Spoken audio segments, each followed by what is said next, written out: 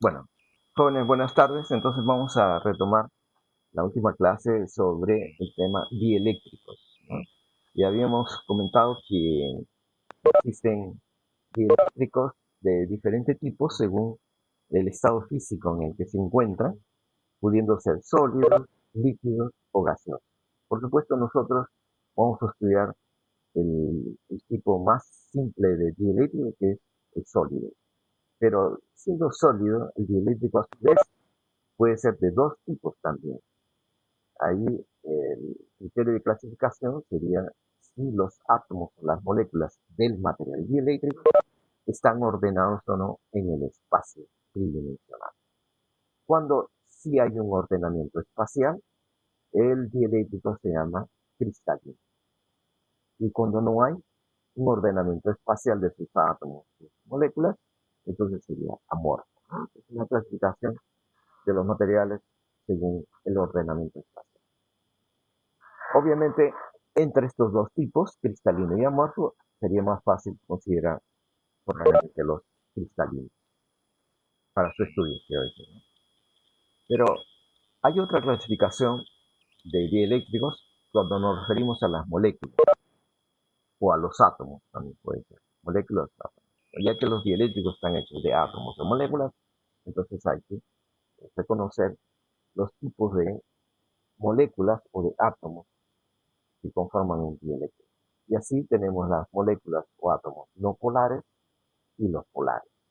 Los no polares son aquellos en donde en ausencia de campo eléctrico, o sea, cuando no hay campo eléctrico que se le aplique, la molécula o el átomo no manifiesta ningún comportamiento dipolar. O sea, no tiene brazos.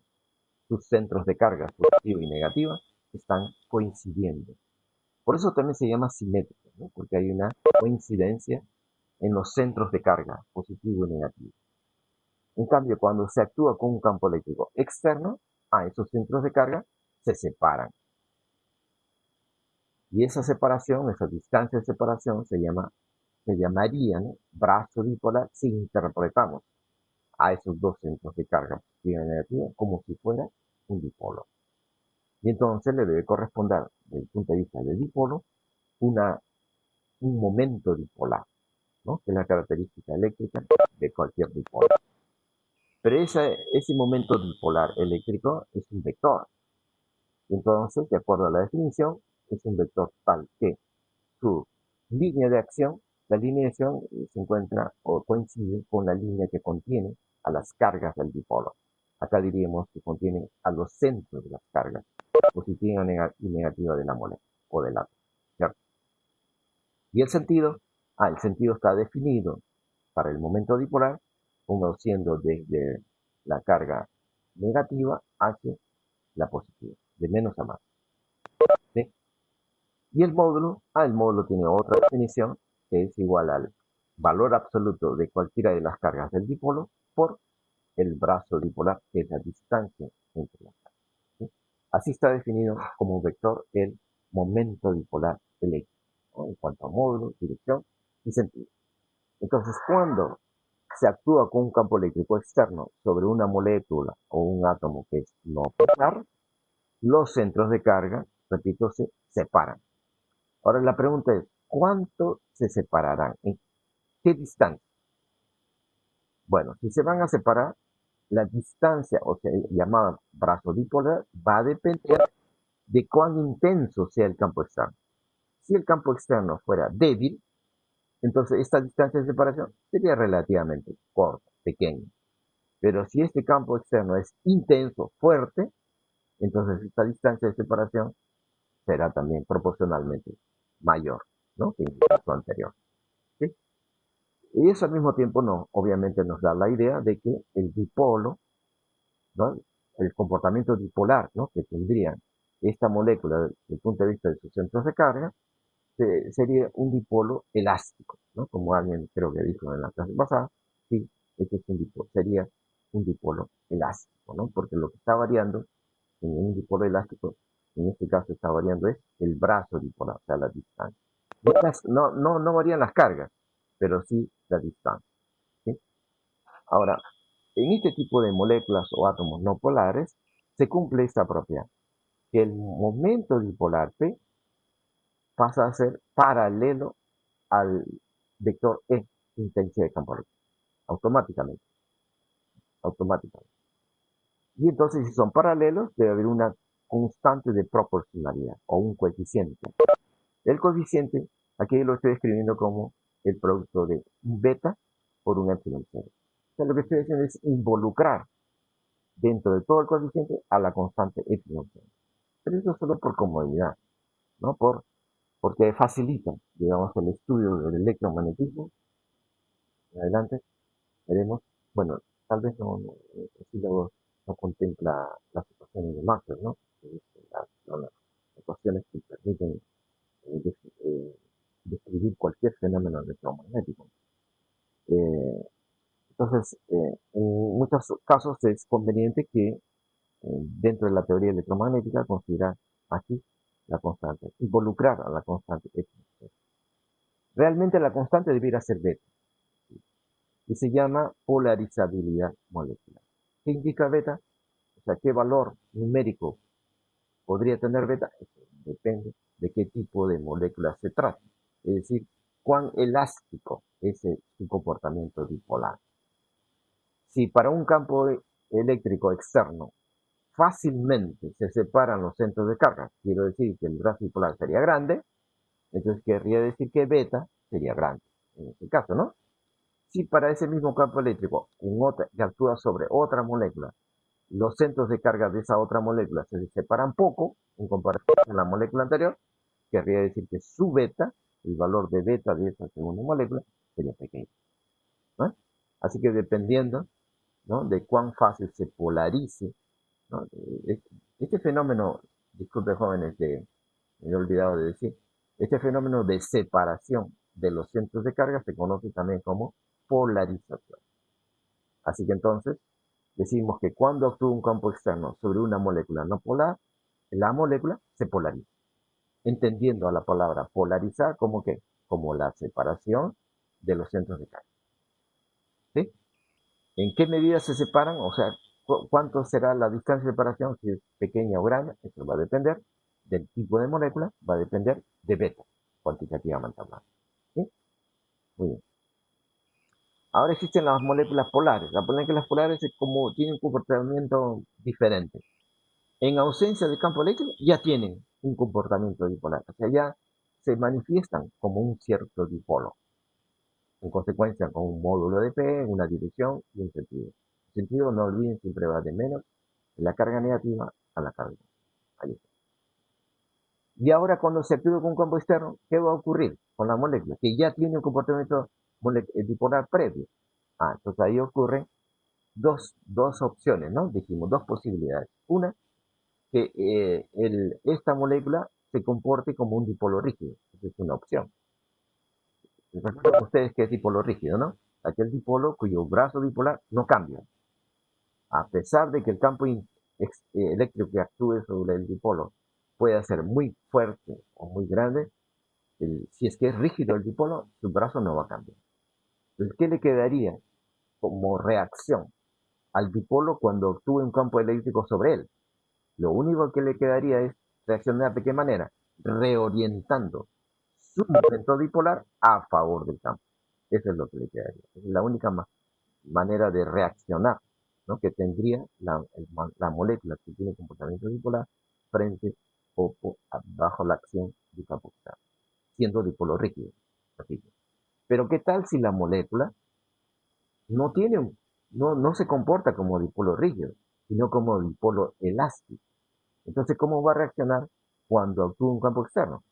Ahí va a reaccionar de una manera más compleja, porque al mismo tiempo, va a reorientarse su momento dipolar tendiendo a ser a favor, ¿no? Alinearse, en otras palabras, alinearse con el campo externo, eso es en cuanto a la dirección del momento dipolar, pero al mismo tiempo, en el caso que sea elástico, repito, al mismo tiempo podría aumentar su brazo dipolar, ¿no? Dependiendo de cuán intenso sea el campo, por supuesto.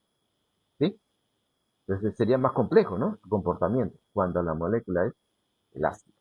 perdón, el dipolo es el ácido.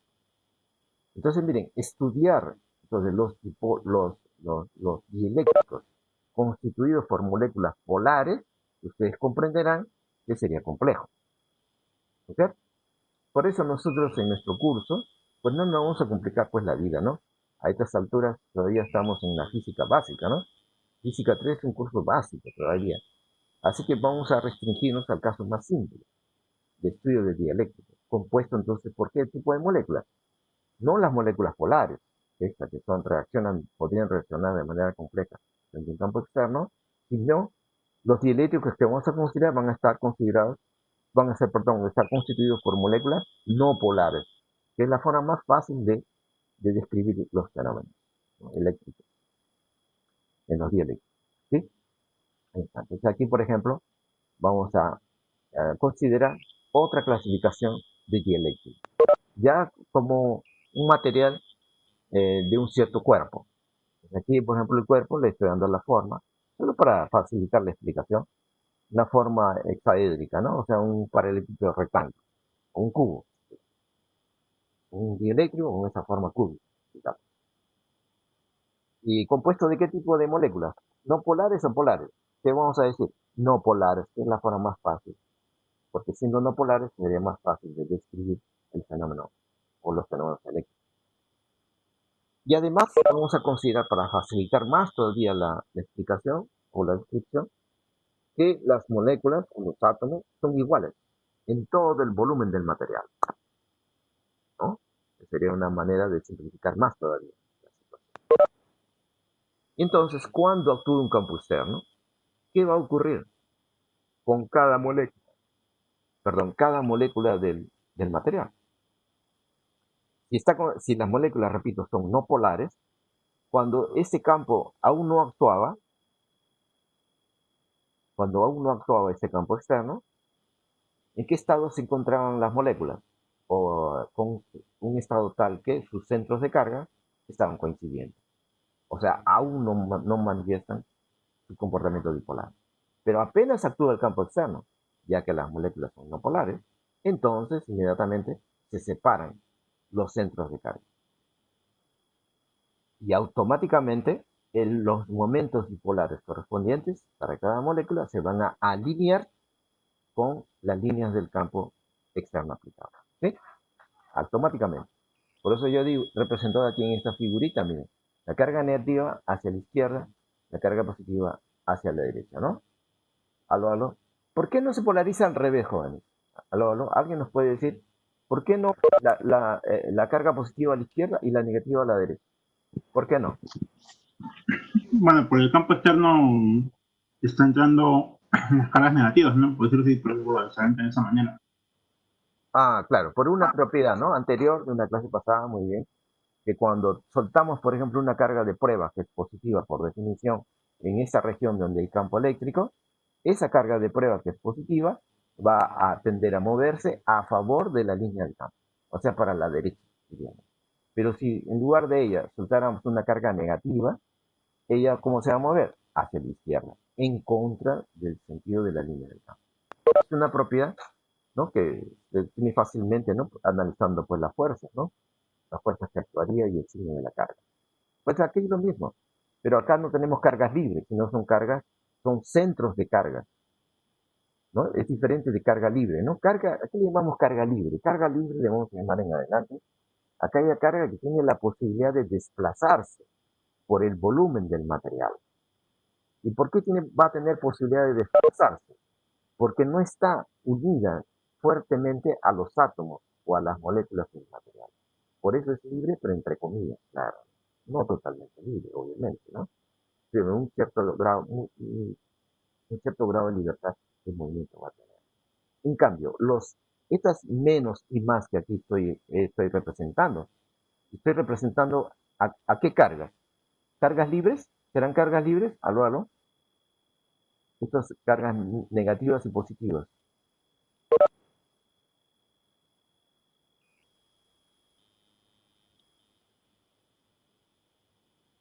Aló, aló. Tal vez vuelvo a la No sé figura. por qué la pregunta. Claro, miren, por ejemplo acá, esta es una representación simbólica, ¿no? De un aproximada de una molécula, les decía en su momento. Y este menos de acá y el más con la cruz que he escrito aquí, que he dibujado, estoy representando a los centros de carga de la molécula o del átomo, ¿no? Si fuera el caso. ¿Sí? Centro de carga. Este menos de acá no es electrón, por si acaso, ¿no? Necesariamente.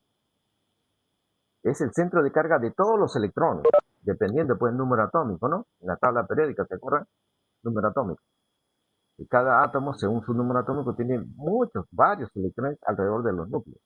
Entonces, este menos de acá es la representación del centro de carga negativa, del centro de carga, no es de un solo electrón, necesariamente.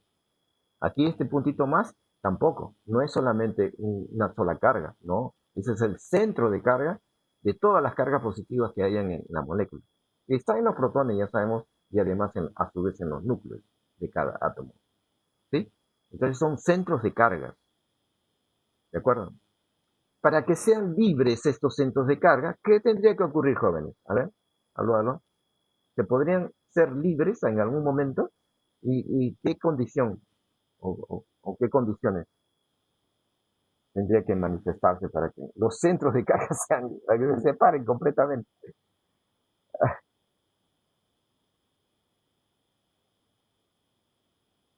Si es un metal, Bueno, por ejemplo, eh, claro, en el caso de un metal, ahí tenemos primero que el número atómico no es pequeño, ¿no? O sea, no es uno, no es 2, no es 3, generalmente es un número mayor, ¿no? Decenas, algunas decenas de repente, ¿no?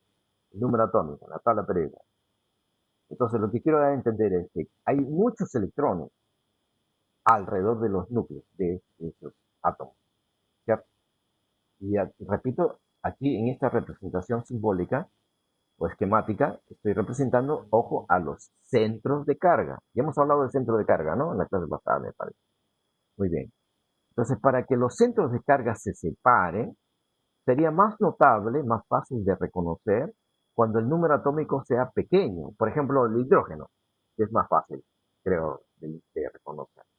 El hidrógeno, el átomo de hidrógeno, está en la primera posición en la tabla periódica. O sea, su número atómico es 1. Quiere decir que tiene un protón en el núcleo. Y en el estado eléctricamente neutro, tiene un solo electrón alrededor. Entonces, ¿qué significaría separar sus centros de carga? Separar el protón del electrón. Eso nada más sería, ¿cierto? Y eso es fácil de entender cuando se trata del hidrógeno. Cuando su número atómico es 1, fácilmente lo podemos separar, arrancar a ese electrón. Y entonces así estamos separando el centro de carga negativo del centro de carga positivo. Ahí sí. Pero ¿qué pasa cuando el número atómico ya es grande? O sea, por ejemplo, el compañero acaba de decir un metal. Un metal, repito, está más o menos al medio de la tabla, ¿no? A ver, ¿qué metal puede ser? El oro, la plata, a ver, su número atómico no me recuerdo cuánto es el número atómico del oro o la plata, o algún metal, pues, ¿no? Que se recuerden. 35 puede ser, creo que es el fierro, ¿no? El fierro. 35, entonces miren, 35. Si fuera 35, ya es número, hay 35 electrones alrededor. Entonces, separar los 35 electrones, porque eso significaría separar su carga, su centro de carga negativa, ¿no? Del resto del núcleo, ahí va a ser un poco complicado, ¿no? ¿Cierto? Podríamos arrancar solo un electrón, dos, pero todos del átomo de hierro, de fierro, ya sería un poco difícil, pues, ¿no? Por eso decía que en la práctica es prácticamente imposible o muy difícil que los centros de carga de una molécula que sobre todo que pertenece a un sólido, un, un, un sólido, sería difícil de separar, ¿no? En todo caso es posible o más fácilmente posible cuando el número atómico es pequeñito, por ejemplo el hidrógeno, el helio, ¿no? O sea, el número atómico igual a 1, 2, 3, hasta por ahí, ¿no? Pero ya un número mayor ya se más difícil, ¿correcto? Entonces, estos son centros de cargas, se dice que van a estar ligados. En adelante, vamos, en la literatura se dice que también son cargas ligadas, o también cargas polarizadas. polarizadas porque ya se han separado. Bueno, recuerden que para las moléculas no polares, antes que haya campo eléctrico, están coincidiendo. Cuando actúa el campo eléctrico, ahí es donde recién se separan. Se dice que también se polarizan o también que se inducen. Creo que en la clase pasada algunos compañeros, ¿no?, mencionó, nos hizo recordar esa palabra, ¿no? Que se induce. Sí, es lo mismo. Inducir, carga inducida o carga polarizada es lo mismo, ¿no? ¿Correcto, jóvenes? Entonces, ojo, estas cargas, estos son centros de cargas que están inducidos, o sea, se han separado debido a la acción del campo externo. Pero que es imposible en la práctica, en general, separarlos completamente. No, no se puede. Siempre van a estar separados a una cierta distancia. Entonces aquí, cuando analizamos este material dieléctrico, constituido por moléculas no polares, y sobre el cuerpo actúa un campo externo como este, entonces el cuerpo ¿cómo reacciona frente a ese campo eléctrico? Se polariza. ¿Eh? O sea, se inducen cargas en el cuerpo. ¿Cómo así? En cada molécula, siendo molécula no polar, los centros de carga se separan. Y es lo que yo estoy representando acá en esta figura. ¿Sí? Cada bolita acá representa una molécula. Obviamente es un esquema muy aproximado, ¿no? Y entonces, al final, en todo el volumen, ocurre ese fenómeno de polarización molecular, a escala molecular, ¿cierto? Entonces, visto como un todo ahora, vemos que en la cara de la izquierda, acá en esta cara de la izquierda de este cubo, veríamos una carga negativa distribuida en esa cara, en esa superficie. Y en la cara opuesta, por acá, también veríamos una carga pero positiva distribuida en esa otra superficie. ¿Sí? Y si quisiéramos evaluar la carga total, pero en el volumen del material, sin considerar las caras, a la izquierda y a la derecha, sin considerar esas caras, ¿cuánto sería la carga total al sumar? Aquí vemos más con menos, cero, más con menos, cero.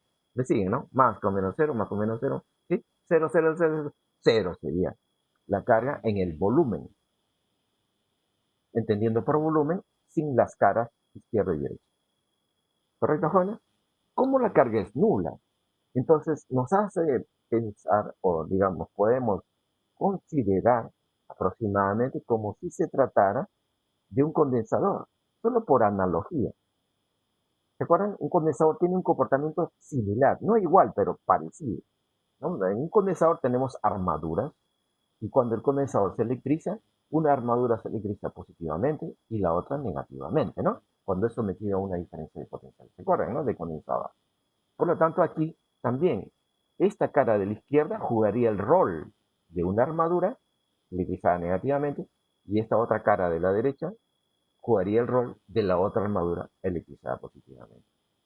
Y además juega el rol de condensador, porque recuerden que en un condensador, cuando se electriza, las cargas en valor absoluto son iguales, en valor absoluto. O si quieren, algebraicamente, uno es más Q y la otra es menos Q. ¿Se acuerdan? Y aquí está ocurriendo exactamente lo mismo. ¿Sí?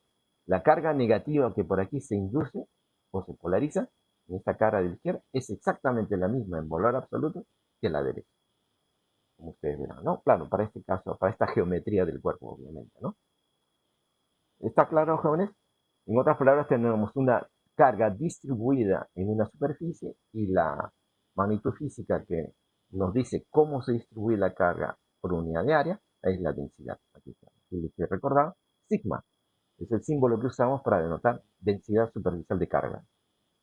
Sería positiva y acá a la izquierda sería densidad de carga negativa. Y acá además estoy usando un subíndice, P. ¿Qué significa P? En la literatura, o sea, en los libros, usan generalmente la letra P, como yo aquí, para dar a entender que es una carga que es el producto o el resultado de una polarización. Aquí a la izquierda lo mismo. Es una carga negativa que está distribuida en esta cara, pero que fue el resultado de una polarización. ¿Sí? Entonces se llama densidad de carga polarizada. Densidad de carga polarizada. O también, en algunos libros, en lugar de escribir P, usan otra notación. Usan IND. IND es una abreviatura de la palabra inducida. Entonces, por ejemplo, podríamos escribir así también. ¿Sí? En lugar de escribir sigma sub P, se puede haber escrito de esta manera. 3 rayitas es cambio de notación. Sigma y N D. Hasta ahí nomás, abreviado, ¿no? Porque ya no mucho espacio ocuparía si usa la palabra compleja. Quiere decir carga o densidad de carga inducida, ¿sí? O a veces usan simplemente 2 letras, I, N. Entonces, ¿se entiende qué quiere decir inducida? ¿Ok, jóvenes? Yo en lugar de escribir esta palabra abreviada de inducida, estoy usando la letra P mayor. Pero es lo mismo, es un sinónimo, digamos, ¿no? ¿Ok, jóvenes? Ahora, del punto de vista de un condensador, por la analogía, ¿no? Que estamos recordando, estamos haciendo, perdón. Entonces, entre las armaduras del condensador, ustedes recordarán, debe haber un campo eléctrico, según la polaridad, obviamente, de las armaduras, ¿no?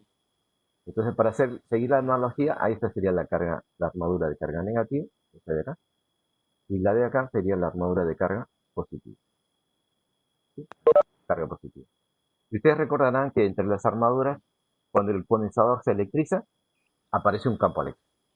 ¿Qué tipo de campo eléctrico es? ¿Se acuerdan? Algo, algo. Uniforme, no uniforme. Un condensador plano, por ejemplo. Algo, algo. Es solamente la parte central. Digamos, si es que fuera ideal, si el condensador plano, Uniforme. claro, sería uniforme, ¿no? Exacto. Entonces aquí estoy representando este campo uniforme mediante algunas líneas rectas y paralelas equidistantes 2 a 2, ¿no? Es decir, el campo eléctrico. Que aparecería debido a las cargas de las armaduras, ¿no? Comienzan en la carga positiva y terminan en la carga negativa. Así es, ¿no? Entonces lo mismo aquí también. Debería, siguiendo la analogía, manifestarse entonces un campo eléctrico debido a estas cargas. Pero estas cargas son cargas inducidas, ¿no? O cargas de polarización, ¿sí? Y estas cargas, para no confundir términos, bien, si a esto le llamamos carga inducida o carga de polarización, cuando se trata, ¿no? de un dieléctrico que está sometido a un campo eléctrico, cuando se trata de un condensador, entonces estas cargas, ¿cómo le llamamos? Para no confundir con estas, ¿no? A esta le llamamos carga, a ver, aquí, perdón, voy a llamarle más, la carga de polarización. Voy a usar mi notación que es P en lugar de IND. Acá sería menos la carga de polarización, pero negativo, ¿no? Ok, a la izquierda. Entonces, miren, si a este le llamamos carga inducida o de polarización, a este Q, ¿cómo le llamaríamos? Para no confundir términos. A este le llamaríamos carga libre. A este sí sería libre. ¿Por qué a este le llamamos libre y por qué a este no? Ya hemos aclarado que estas cargas positivas, aquí por ejemplo en esta cara, ¿no? O aquí, son las mismas, ¿no? Estas cargas positivas, ellas no son libres. Esas son cargas, son centros de cargas, además, como ya expliqué viendo la gráfica, la figura anterior, ¿no? La diapositiva anterior. Son centros de cargas. Y estos centros de cargas están dentro de las moléculas, bueno, que constituyen al material, ¿sí? Ellas no se pueden arrancar, no se pueden mover, entre comillas, libremente. A diferencia de, bueno, creo que es más fácil de explicar con la carga negativa. En este caso, la carga negativa aquí, estos son centros de cargas negativas, ¿no? Esos son parte de la molécula, de cada molécula. En cambio, aquí en un condensador, como un condensador está compuesto por 2 cuerpos conductores, ojo, carga negativa en un conductor, ¿qué significa? Que hay un exceso de electrones. ¿Se acuerdan? ¿Aló, aló? Los electrones, esos excesos de electrones, respecto del estado eléctricamente neutro, ese exceso de electrones no está, eh, ese exceso de electrones sí tienen libertad de movimiento, en el caso de un conductor eléctrico. Y como tienen libertad de movimiento, o sea, podrían ellos fácilmente moverse si actuara un campo eléctrico en una dirección tal que los haga mover, ¿no? Por ejemplo, tangente a la superficie. Si hubiera un campo eléctrico tangente a la superficie, ¿se acuerdan, no? cuando estudiamos conductores eléctricos, aló, ¿se acuerdan? Voy acá a representar, a ver, una superficie, una parte de una placa, digamos, ¿no? Y que está electrizado, digamos, positivamente, a ver, vamos a poner más seguro. Aunque es más fácil de explicar cuando es negativo, ¿no? Voy a cambiar el signo.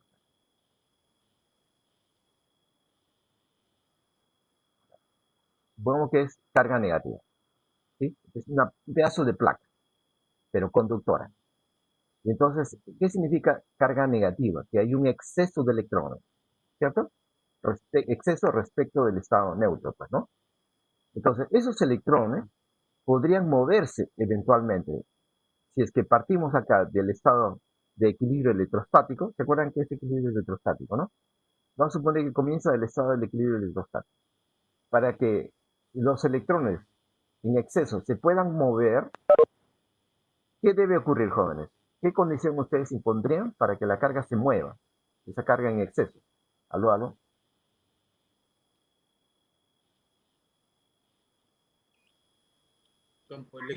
Un campo externo. ¿En qué dirección? Porque el campo externo podría ser así, miren, jóvenes. Normal. ¿Podría moverse si el campo fuera así? Normal. A la superficie.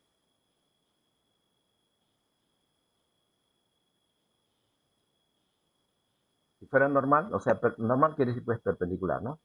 ¿Qué tal si yo aplico un campo así, perpendicular? ¿Se moverá? No, ahí no se mueve, profe. Bueno, si somos estrictos en nuestro razonamiento de acuerdo a las clases pasadas, a la teoría pasada, habría un caso en el que sí se podría mover, a pesar de ser normal o perpendicular. ¿Qué caso particular sería eso, niños? Ahí para recordar, ¿eh? Junto con ustedes. ¿Qué tal si aún toma otro cuerpo, un pedazo de otro cuerpo, pero tal que ese otro cuerpo tiene, ¿se acordaron? Acá, punta. ¿Qué tal si es puntiagudo? ¿Sí? Entonces acá tenemos la carga, digamos, negativa. Ya sabemos, ¿no? Por una propiedad anterior, de clase pasada, de cuerpos conductores, que la carga se concentra más en las puntas que en las regiones que no son puntas, que son obtusas. ¿Se acuerdan, no? Esa propiedad. Entonces, ¿qué tal si aplicamos un campo eléctrico? Perpendicular. Ojo, perpendicular a esta punta. Digamos así.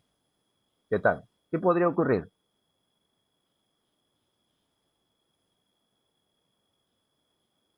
Bueno, aquí tendría que cambiar el sentido, ¿no? Para que se puedan mover. Disculpen. Tendría que cambiar el sentido, ¿no? Para que se puedan mover, tengo que cambiar el sentido.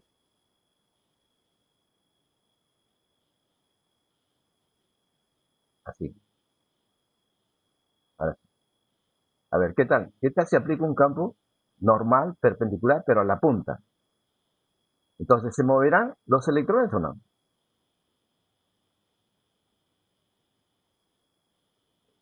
¿Aló? Sí, ¿no? Hay la posibilidad, claro, dependiendo de cuán intenso sea el campo, obviamente, ¿no? Pero estamos asumiendo porque este campo aplicado es suficientemente fuerte, intenso, ¿sí? Pero la dirección es lo que nos importa acá, que es perpendicular. Entonces, los electrones, ya sabemos por la propiedad que hemos recordado, pues, los electrones, ellos, como tienen carga negativa, ellos se van a mover en contra del campo aplicado. Pero se van a mover para allá. O sea, es posible que se muevan, pero cuando es puntiaguda la superficie. En cambio aquí yo no había pensado un cuerpo, bueno, parece ser por la figura que no es puntiaguda, no es puntiaguda. Entonces, si el campo que actúa sobre ese cuerpo electrizado o esta superficie electrizada es normal o perpendicular, si es que no presenta puntas, entonces las cargas no tienen cómo moverse, ni a favor ni en contra del campo, ¿no? Aunque de en contra del campo ya depende de la intensidad de todo caso, ¿no? Pero lo que es más probable para que se muevan los portadores de carga es que el campo ya no sea normal, sino más bien que sea como, que sea tangencial. Ahí sí, cuando se aplica un campo tangente a una superficie, es muy probable que los portadores de carga se muevan en esa dirección tangencial. Dependiendo del signo de la carga, se van a mover a favor del campo cuando la carga es positiva o en contra del campo cuando la carga es negativa. ¿Sí? Esta carga acá se movería en contra, ¿no?, del campo, como acá lo hemos mencionado. ¿Sí? Entonces habría movimiento de los portadores de carga sobre la superficie del cuerpo conductor, ¿no? Sí que es conductor. ¿Sí? Pero el campo tendría que ser tangencial para que ocurra movimiento de desplazamiento. ¿Correcto, jóvenes? Bueno, entonces, en este caso, cuando nos referimos a un condensador y él se electriza, las cargas, obviamente cuando el condensador alcanza su equilibrio electrostático, las cargas dejan de desplazar, es cierto, ¿no? Como ya hemos visto, casi pasado, equilibrio. Pero si ahora imponemos la condición de que el campo eléctrico fuera tangente a la superficie, tangente, así, por acá, tangente acá, a esta superficie, entonces los portadores de carga sí van a tener posibilidad de moverse por la acción de ese campo que ahora es tangente. Como acá, bueno, como estamos explicando por aquí. ¿Cierto? Entonces, en esa medida, a estas cargas se le llaman cargas libres, porque tendrían la posibilidad de moverse si es que actuara un campo tangente a la superficie donde ellas se encuentran. ¿Está claro, jóvenes? En cambio, estas cargas, por más que usted aplique un campo tangente, a ver, ¿qué tal si usted aplica un campo tangente acá? A esta cara, como estoy representando. Más fácil sería con la carga negativa, ¿no? Si aplico un campo tangente acá, a la cara, estas cargas negativas no son, como ya había explicado, no son necesariamente electrones. O sea, un electrón, dos electrones, no. Estos son centros de carga de una molécula. ¿Sí? Ya expliqué o ya comenté que lo que sería más fácil de separar los centros de carga es ese, cuando el número atómico es bajo, es 1, 2, por ejemplo el hidrógeno. Como tiene un solo electrón, si arranca ese electrón, ya estamos separando el centro de carga negativo del centro de carga positivo, ¿no? Pero cuando el número atómico es grande, a la mitad de la tabla, por ejemplo, periódica, pues tendríamos que separar todos los electrones, porque en ellos está pues, el centro de carga negativa, ¿no? Y eso en la práctica no ocurre. Normalmente no ocurre. Entonces, por eso, estas son cargas, se dice, ligadas. Se usa la palabra ligada. No sé si habrán visto en la literatura, usan esta palabra, ligada. Ligar ligado, es como en química, pues, ¿no? Hay una ligación, un enlace, están enlazadas. Las cargas están enlazadas con su respectiva carga positiva de cada dipolo, ¿no? Y un centro de carga negativa está ligado, enlazado con su carga, con el centro de carga positiva, ¿no? De cada molécula, ¿sí? Y así sucesivamente. Y así en todo el volumen del material, cuando el cuerpo se polariza, ¿no? Por acción del campo externo. Entonces, estas cargas no tienen libertad de movimiento, normalmente. ¿Aló? Sí. Porque están ligados hasta el potencial de ruptura, ¿verdad? O sea, hasta ese límite. Ah, es cierto, sí. La ruptura dieléctrica es un fenómeno particular, ¿sí? Que a veces se ocurre y es perjudicial a propósito, ¿no? En estos casos, ¿no? Sí, y consiste en que se llama de ruptura porque se rompe literalmente cuando el cuerpo es sólido y se rompe cuando se raja. En la práctica se raja, se ve una rajadura.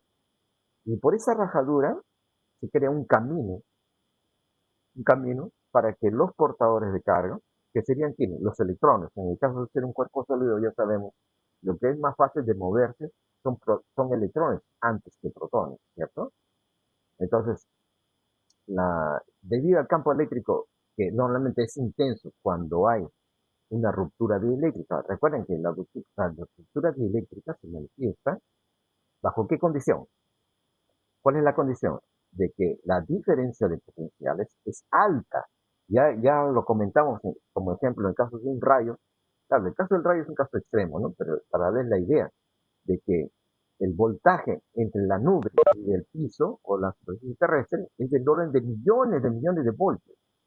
O sea, es un voltaje altísimo. Entonces es una situación particular, porque lo normal, pues los voltajes no son tan altos, ¿no es cierto? En la práctica ya, sin ir al rayo, sin considerar el rayo, sino ya en un condensador comercial, yo les, ¿no? Hicimos un cálculo así grueso, ¿no? Grosero, del potencial, ¿no? Y llegamos a la conclusión de que cuando es alrededor de algunos miles de voltios, se podría romper el dieléctrico. ¿Se acuerdan, no? Hicimos este análisis, ¿no? Así a grosso modo. ¿Se acuerdan, no, jóvenes? De miles de voltios. Pero miles de voltios, pues, no es frecuente, ¿no? Son casualidades, digamos, ¿no? Son errores a veces, como resultado de un error, de un accidente, o se manifiesta un voltaje así alto, el orden de miles de voltios. Y que puede ser suficiente para ser igual al potencial de ruptura de ese material dieléctrico que se esté tratando, ¿no? Entonces el dieléctrico se rompería si es que el potencial aplicado eh, es igual o mayor al potencial de ruptura.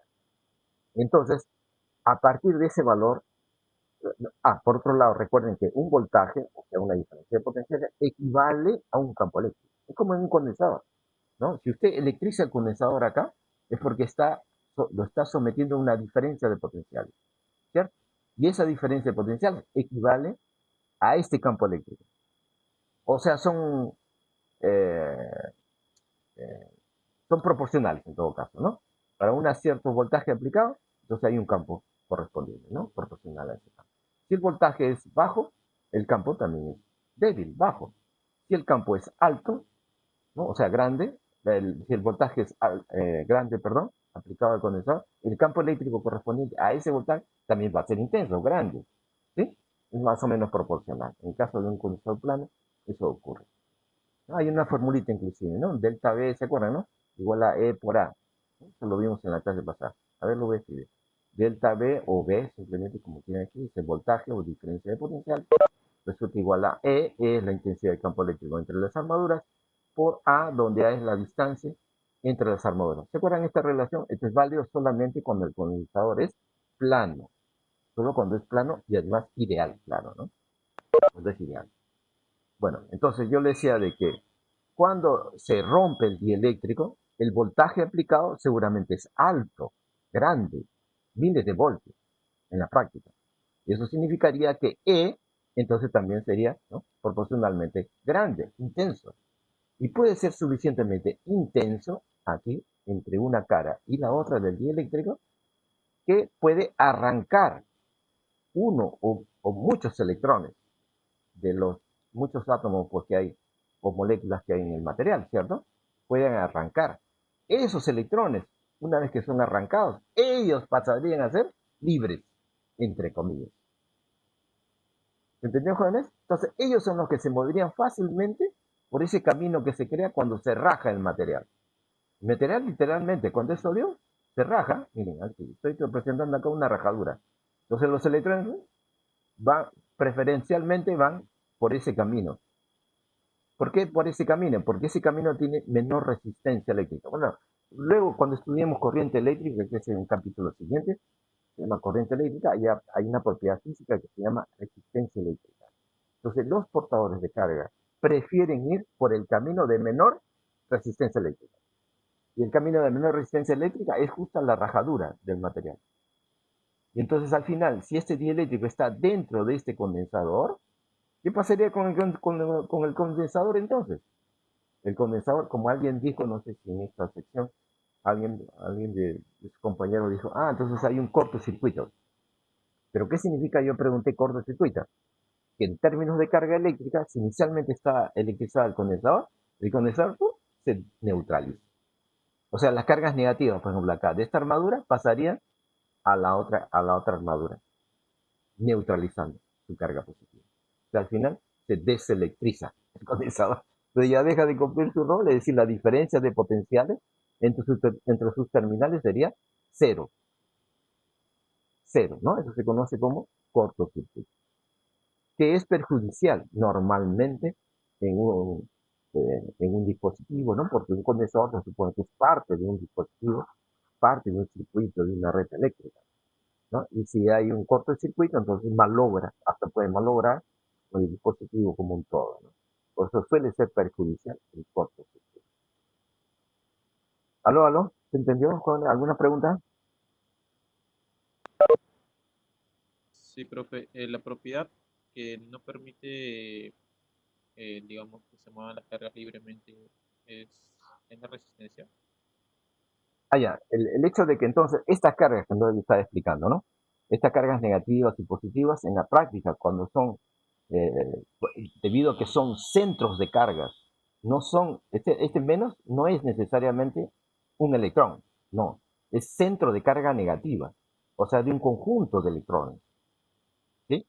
Puede arrancarse un electrón de todas las cargas negativas, todos los demás, eso sí puede ser posible, cuando sobre todo hay esta rajadura, ¿no? Esta ruptura eléctrica del dieléctrico, ¿no? Eso podría ocurrir.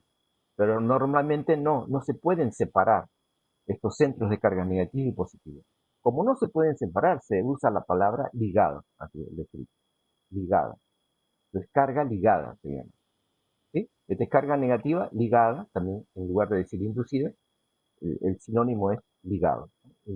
Ligado o también inducido, quiere decir. En la literatura usan diferentes palabras para expresar lo mismo, ligado o inducido.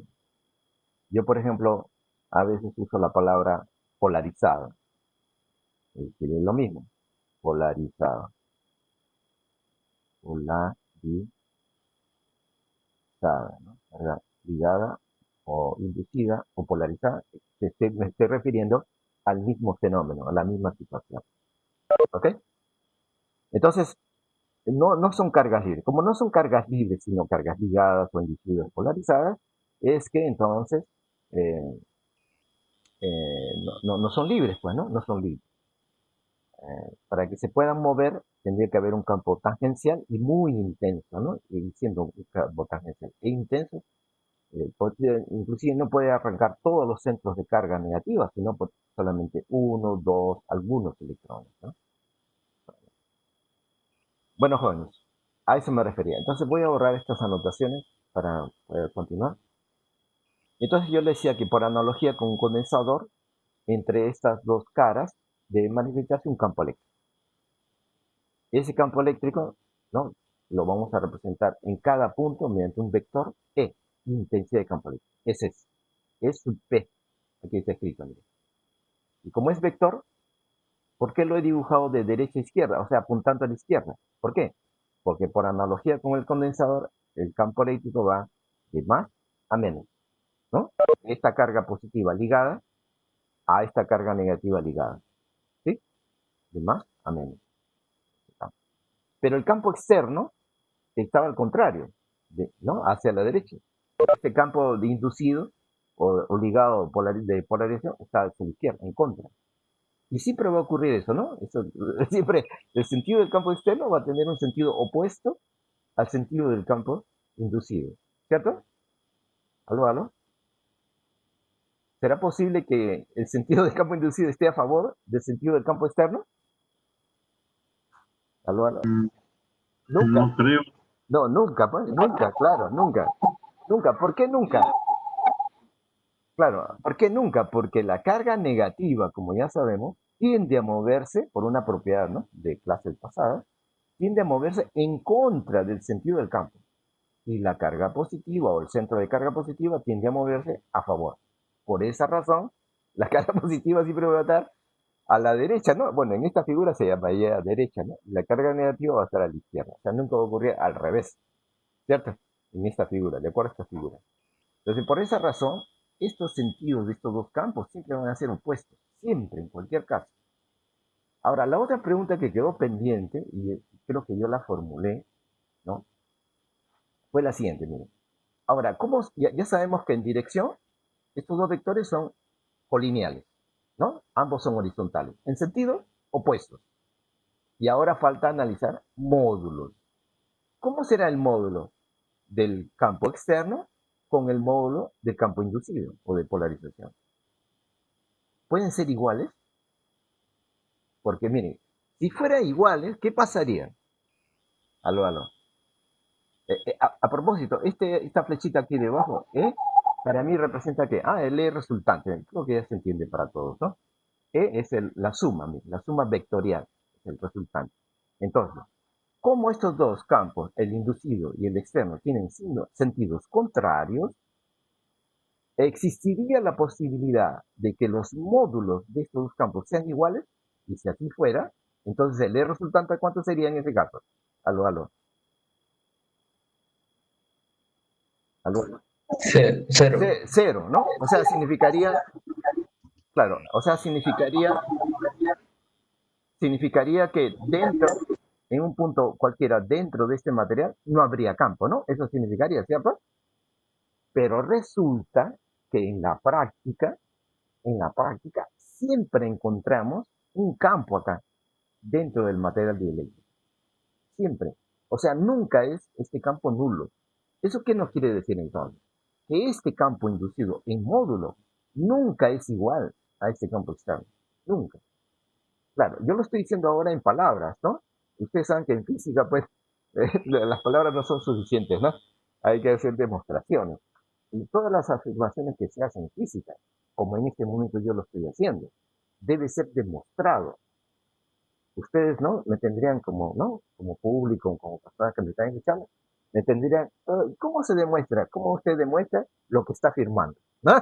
Porque una cosa es decir, ¿no? En palabras, y otra cosa es demostrar, ¿no? Matemáticamente o con relaciones de la física, de la matemática, y que lo que uno dice es verdad, ¿no? Sí, más adelante lo vamos a demostrar. Yo simplemente estoy haciendo un adelanto de que los módulos de estos dos campos, inducidos y el inductor, no podemos decir el inductor o campo externo, no son iguales. Es más, el módulo de este campo inducido siempre es menor que el campo externo, ¿no? Para decirlo en otras palabras, ¿no? ¿Ok, jóvenes? O sea, en otras palabras, siempre habrá campo de resultante, un cierto campo de resultante. Eso está por demostrarse, ¿no? Está por demostrar. ¿Ok, jóvenes? Bueno, entonces ahora retornando a este tema, ¿no? Que los dieléctricos pueden clasificarse de otra manera, según otro criterio, y ese otro criterio es la propiedad de isotropía. No sé si ustedes ya conocen esa propiedad.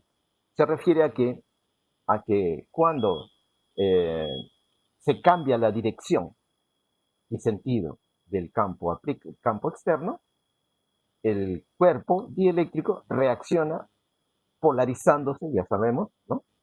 Polarizándose de la misma manera, es decir, manifestando los mismos dipolos eléctricos independientemente de la dirección del campo externo aplicado. Es algo interesante, ¿no? Los materiales que se comportan de la misma manera independientemente de cómo actúe el campo externo. Por ejemplo, si el campo externo fuera vertical, o sea, las líneas de fuerza fueran verticales, por ejemplo, entonces automáticamente, obviamente, la polarización sería a lo largo de esa nueva dirección, obviamente, ¿no? O sea, el menos sería para arriba, el más para abajo, menos para arriba, más para abajo, menos para... Sí, así en toda la manera, obviamente. Pero los momentos dipolares de esos dipolos van a ser en módulo exactamente los mismos que en este caso de polarización horizontal. A eso se refiere con isotropía, que la manera de reaccionar eléctricamente, en este caso en términos de polarización del material dieléctrico, es la misma en cuanto a que el módulo de los momentos dipolares son exactamente los mismos independientemente de la dirección del campo externo. ¿Se entendió, jóvenes? ¿Aló? ¿Alguna pregunta? Todo claro, ingeniero. Ya, bueno, ahora entonces anisotropía sería lo contrario, ¿no? El prefijo an en castellano es no, negación de lo que sigue, ¿no? O sea, un material anisotrópico, entonces, ¿cómo se va a comportar? Diferente al caso anterior.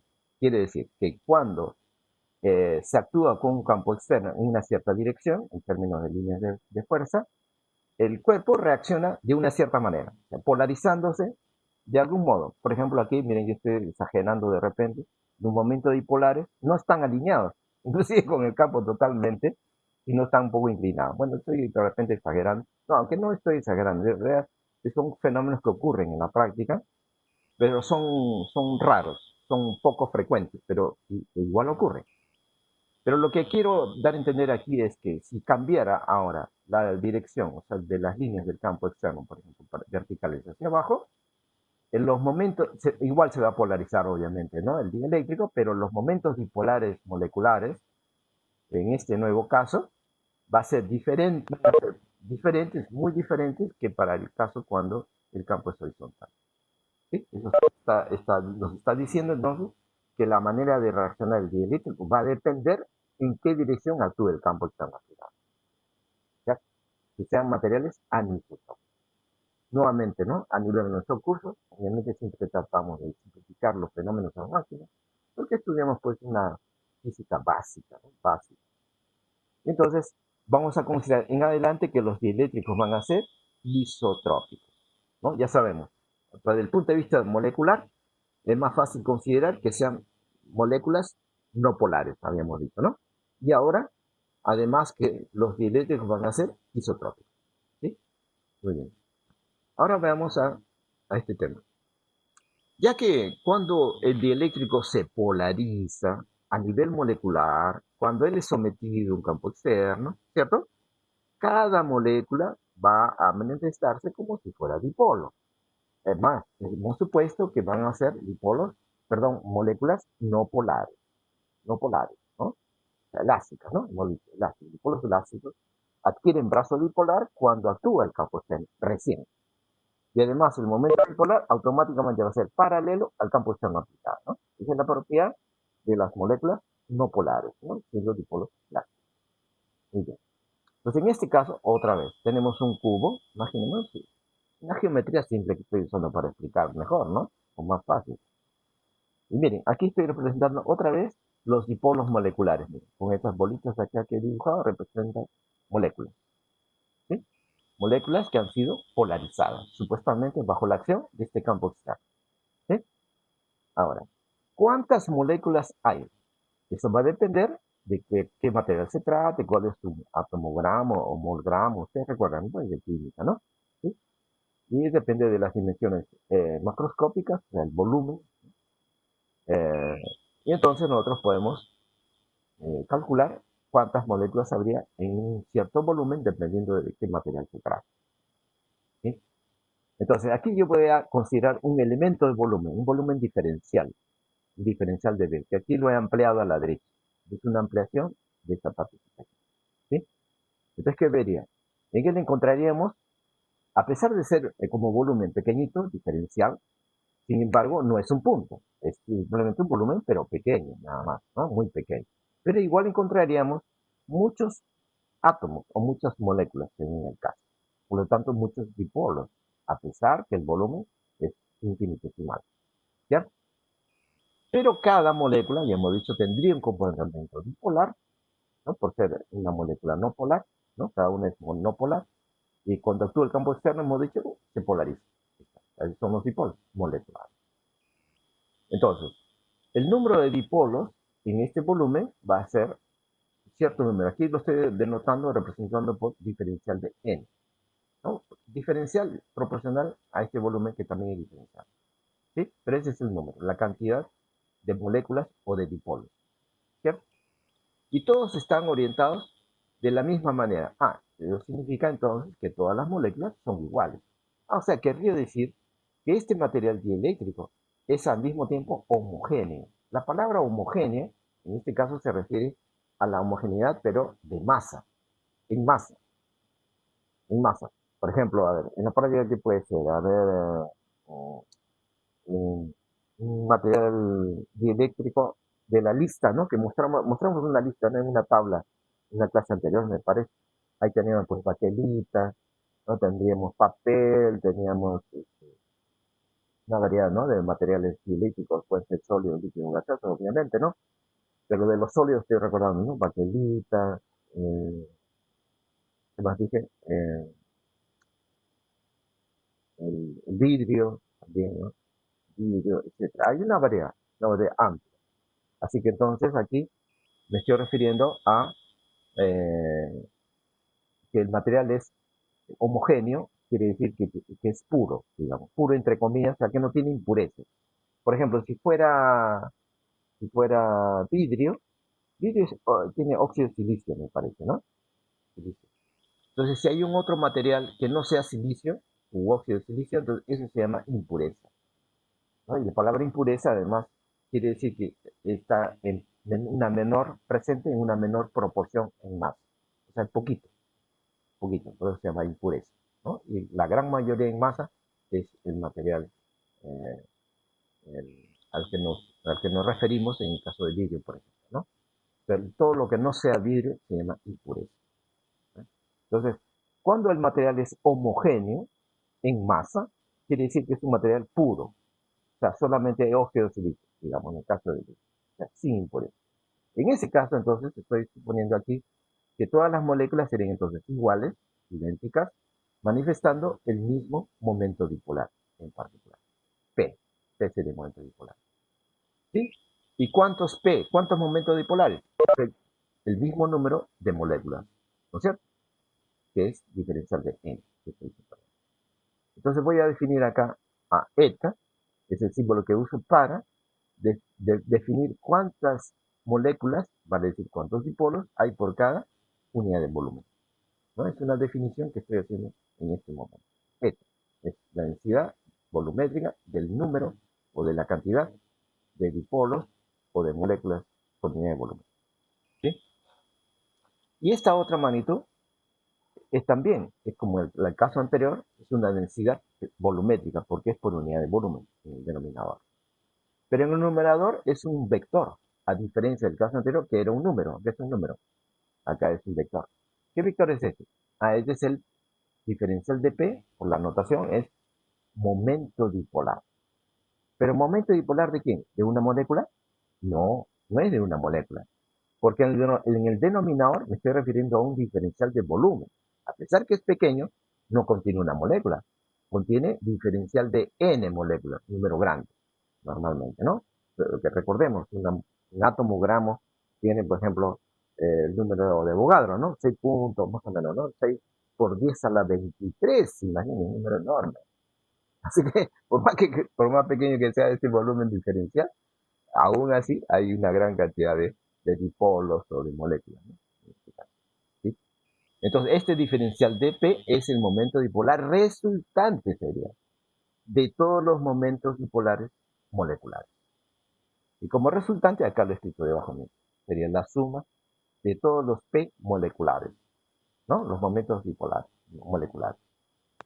Acá, P más P más P más P más P vectorialmente, ¿no? ¿Cuántas veces P? Si es que todos los momentos dipolares fueran iguales, porque las moléculas o el material es homogéneo, es puro, entonces un número de veces diferencial de n, ¿no? Diferencial de n sumando tendría esta sumatoria, ¿cierto? Y el resultado de esa suma vectorial, ese es el diferencial que va aquí en el numerador. Entonces, ¿qué está indicando este cociente? Este cociente indica, así como este cociente aquí, llamado densidad del número, ¿no?, de moléculas por unidad de volumen, está indicando eso. ¿Cuánto de momento dipolar le corresponde a cada diferencia de volumen? Por eso también, con la analogía, le podemos llamar densidad volumétrica. Pero en la literatura, históricamente no se le ha dado ese nombre de densidad volumétrica de momento dipolar, no, porque además sería un poco largo, ¿no?, de leerlo, de enunciarlo, ¿no? Sería un poco larga la frase. Entonces, alguien ha inventado pues este símbolo, ¿no? P mayúscula, y se le da el nombre de vector polarización. Más breve, ¿no? Más breve. Pero no olviden, por definición, tiene el significado de densidad volumétrica. ¿Pero de qué? ¿Densidad de qué? Del momento dipolar. O sea, en otras palabras, ¿cuánto de momento dipolar resultante hay en cada unidad de volumen? Eso es lo que nos está diciendo el vector polarización. ¿Correcto, jóvenes? ¿Aló, aló? ¿Alguna pregunta hasta el momento? Sí, profe. No me quedó muy claro la diferencia entre isotropía y anisotropía. Es el tema anterior. Ya, ok. Otra vez. A ver, estoy regresando. Acá tenemos isotropía. Bueno, repito, en el caso de isotropía, se refiere a lo siguiente, ¿no? De que aquí, este es el material dieléctrico y él está sometido a este campo externo. Pero ¿cómo es este campo externo? En forma simbólica o gráfica, acá estoy dibujando flechitas, ¿no? Que representan a las líneas de fuerza de este campo eléctrico. ¿Sí? Bueno, entonces, el material reacciona frente a este campo externo. ¿Cómo reacciona? Polarizándose, porque es dieléctrico. ¿Cierto? Todos los dieléctricos se polarizan. ¿Cómo así? Bueno, la carga negativa, los centros de carga negativa de cada molécula van hacia una posición izquierda y el centro de carga positiva de esa molécula hacia la derecha. O sea, se separan, como ya sabemos, ¿cierto? Entonces, los momentos dipolares, o los brazos dipolares, si quieren, ¿no? Hablar de brazo dipolar. Un brazo dipolar, voy a anotarlo acá como acá. Entonces acá tengo un brazo dipolar. ¿Sí? Para una molécula. L. Voy a llamarle L. ¿Ok? Es L. Y el vector P, momento dipolar, pues sería este, ¿no? De menos a más. De menos a más. Este sería vector momento dipolar de esa molécula.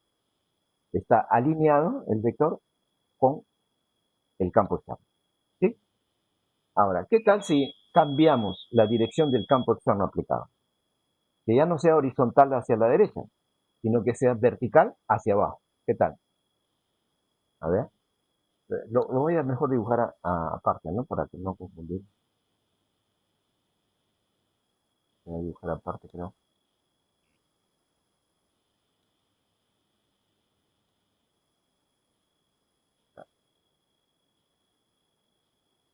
Este es el mismo dieléctrico, en forma cúbica, digamos. ¿Ya? Y ahora vamos a actuar con un campo externo, pero vertical esta vez, ¿no? La línea de fuerza vertical hacia abajo. Un campo diferente, ¿no es cierto? Diferente que en dirección, en sentido. En módulo puede ser el mismo, pero en dirección, sentido cambió. Este es el nuevo campo externo.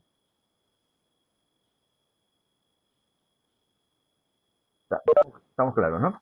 Entonces ahora la pregunta será, ¿cómo va a reaccionar este dieléctrico frente a este campo? Bueno, como es dieléctrico, se va a polarizar como aquí se polarizó. Pero la palabra polarizar es muy general, pues, ¿no? Habría que especificar exactamente cómo es que se polariza. Bueno, entonces tendríamos que analizar a nivel molecular. Eso otra vez diremos. Entonces en cada molécula, si cada molécula es no polar, recuerden que habíamos impuesto esa condición, ¿no? De ser no polar. No polar quiere decir que en ausencia de campo eléctrico, los centros de carga positiva y negativa coinciden. Cuando actúa el campo externo, ahí recién los centros de carga se separan, ¿sí? Como aquí lo he representado gráficamente. Entonces voy a usar aquí, voy a hacer este dibujo. Acá no, acá. Esta es otra molécula, otra molécula, otra molécula, otra molécula. Pero ya polarizadas. Son moléculas que ya están polarizadas porque ya está presente el campo externo, pues, ¿no? Ya está presente. Y así continúa en todo el volumen del material. De tal manera que el centro de carga negativo de estas moléculas que ya están polarizadas, ¿dónde se va a encontrar? ¿Arriba o abajo? Será arriba, ¿no? Acá arriba, parte superior.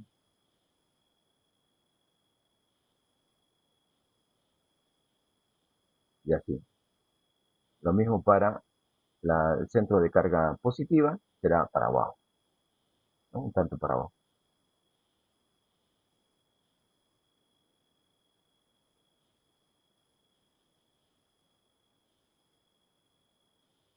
Algo así, ¿no?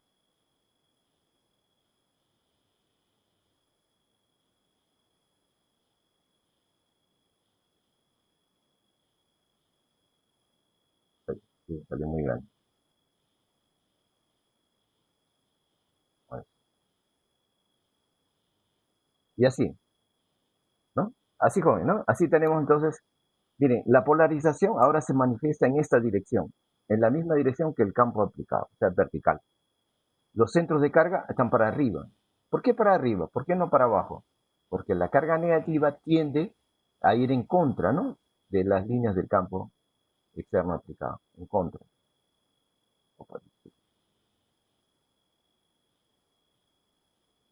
¿Sí? La carga negativa tiende a ir en contra y la carga positiva a favor. O sea, la carga positiva se trata de alejar, ¿no?, del campo, o sea, seguir el sentido de la línea del campo, o sea, para abajo. Desde esa manera se separan los centros de carga. Hasta ahí estamos claros, ¿no? Ahora la pregunta es, ¿qué es lo que caracteriza al dipolo?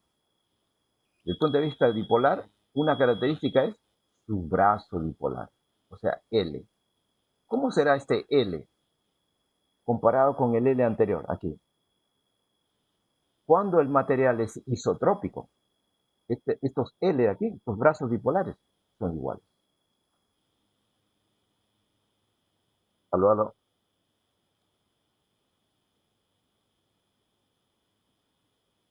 Entonces, el momento dipolar P, obviamente como vector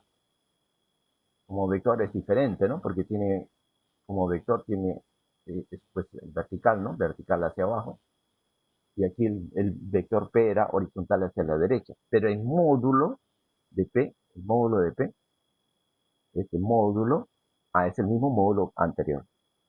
El módulo no ha cambiado, ¿no? Recuerden que es módulo.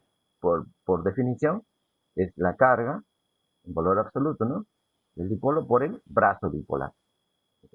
La carga es la misma, que son los mismos centros de carga, ¿sí? La misma molécula son, pues, ¿no? Por eso la carga es la misma en este caso o en el anterior. Y los brazos dipolares pasan a ser iguales si es que son isotrópicos. ¿Aló, aló? ¿Se entendió? Sí, profe. Bueno, entonces anisotrópicos es cuando no se cumple lo que acabamos de decir, ¿no? Que el brazo dipolar va a ser diferente cuando cambia la dirección del campo. Y no solamente el brazo, sino que también va a ser diferente la orientación, o sea, el P, vector P, momento dipolar, no se alinea con el campo externo. Aquí sí, automáticamente se alinea además porque son moléculas no polares. ¿Ok, jóvenes? ¿O joven? ¿Se entendió, no? Yo puedo borrar, ¿no? Vuelvo a lo que estaba explicando por aquí. Le decía que entonces el vector polarización no es otra cosa que una densidad volumétrica, pero vectorial. Que nos dice cuánto es el momento dipolar resultante en cada unidad de volumen. Ahora yo les quería preguntar, jóvenes, ¿se acuerdan que en términos de densidad hay dos tipos de distribución, homogénea y heterogénea? Se llama homogénea cuando la densidad es constante, ¿se acuerdan? ¿Aló, aló? Y es heterogénea cuando la densidad es variable. ¿Sí? Entonces, en este caso, ¿qué significaría que la densidad sea constante? O sea, que el vector polarización, como se llama ahora, es constante. ¿Cómo interpretar eso, esa constante? ¿Aló, aló?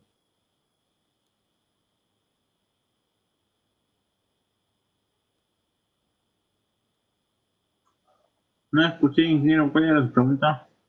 Sí, miren, Estamos juntos en el mismo lugar.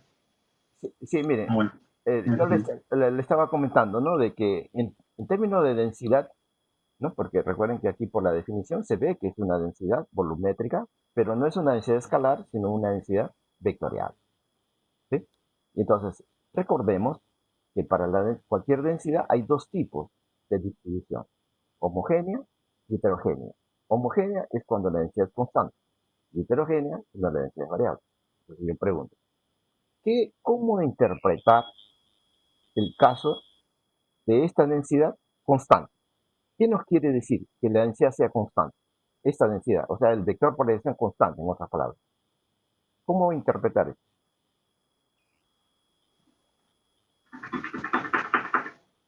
eh, Dipolares iguales módulos potenciales de volumen.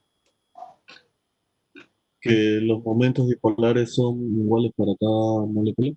Claro, muy bien. Cuando se divida este volumen del material en diferenciales de volúmenes, si es que todos los diferenciales de volúmenes fueran iguales. Por ejemplo, aquí ya dividí uno, ¿no? Acá tuve uno, acá tengo uno, miren.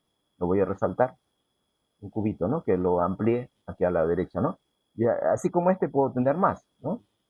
Hay otro más arriba, sí, más arriba. Acá otro para la izquierda, ¿no? Puedo tener muchos, según como divida el volumen, ¿cierto? Hay muchos por acá y así sucesivamente, muchos. Cuando el vector por elección sea constante, quiere decir que al dividir este volumen en elementos de volúmenes iguales, vamos a encontrar en cualquier elemento de volumen igual, vamos a encontrar, digamos, en milímetros cúbicos. Si este fuera un milímetro cúbico, miren, todos milímetros cúbicos, pequeñitos, ¿no? Milímetros cúbicos, vamos a encontrar el mismo momento dipolar resultante en cada elemento de volumen. Entonces, si yo uso un vector para representar al momento dipolar, acá sería un vector así, ¿no? Vector así, acá. Para este elemento de volumen sería el vector. Para el otro elemento de volumen, el mismo vector, porque el vector polarización es constante, o sea, la densidad es constante. ¿Sí? Ese sería el significado, ¿no, jóvenes? Y así sucesivamente. Todos los elementos de volumen van a tener el mismo momento dipolar resultante y así sucesivamente. ¿Ok? Eso sería el significado del vector polarización.